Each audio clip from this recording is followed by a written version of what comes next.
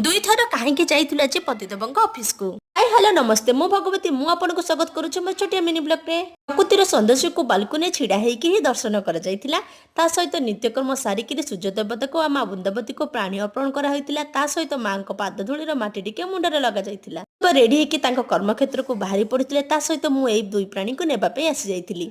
तो ए दुई प्राणी को जिद्दी थिले जे डाडाको ऑफिस जीवा पे काहेकि ना एमानको स्कूल रास्ता रे पतिदेवଙ୍କ ऑफिस रे पड़ी थाए। समय ए दुई प्राणी तांको डाडाଙ୍କ सहित वार्तालाप करथिले किंतु डाडा कहिथिले जे घर को जा तम तीन प्राणी पे गोटे सरप्राइज अछि। घर को आसु आसु प्रथम काम थिले जे बॉक्स टाको ओपन करा जिवो। पाठशाला ओपन करा होइछि कि नै ए दुई प्राणी सागुणा झापिला भली मो हातरो दुईटी जिनिस झापि नैथिले। तीनोटी जिनिस बदले रे दुईटी जिनिस आसीथिले। ए कंपनी केते बेले कोन ठक दे किछि भी जणा पड़े नाही। ए देखंतु डोरेमन रो मोड हिसाब रे आपन को निज मोड को चेंज करि परिबे। संध्या समय रे एमानक जिद्दी थिले जे बिरयानी टिके बनांतु। बिरयानी होछि एमानकर पोहा पोहा को एमाने बिरयानी कहंती। देखुना हाँ को केमिति गेले करिबारे लागि पड़िला। घरे जेते रंगर पनिपरिबा थिला सब रंगर पनिपरिबा बाहर करा गला ताको काटिकरी भल भाबरे भाजी दिया जाइतिला। इंद्रधनुर रंग ठारो भी अधिक रंगर परिबा एही पोहा भितरे पड़िथिले। आपण माने देखिकि जानि पारुथिबे। किछि समय पर प्रस्तुत हो जाइतिला बिरयानी। बिरयानी माने पोहा।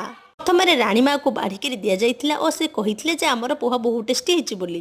बेले किछि जिनिस इच्छा न थाई बनैले भी बहुत भल टेस्ट पड़ि आसी थाए किंतु सेकेंड टाइम बनैले से टेस्ट आसी न थाए। कथा शुणु शुणु मो मन भी पोहा खाइबा को बेकोल हैला। सेति मु भी गोटे बाइट खाइथिली जहा कि बहुत भल टेस्ट थिला। किंतु घरे भल खाद्य बना है घर मुरबी न खाइले केमिति हबो।